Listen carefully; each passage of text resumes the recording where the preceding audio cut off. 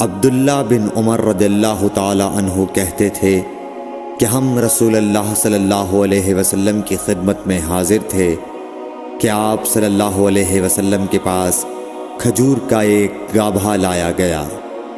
اسے دیکھ کر آپ نے فرمایا کہ درختوں میں ایک درخت ایسا ہے اس کی مثال مسلمان کی طرح ہے۔ ابن عمر کہتے ہیں کہ یہ سن کر میں نے ارادہ کیا کہ عرض کروں کہ وہ درخت کھجور کا ہے، مگر چونکہ میں سب میں چھوٹا تھا اس لیے خاموش رہا۔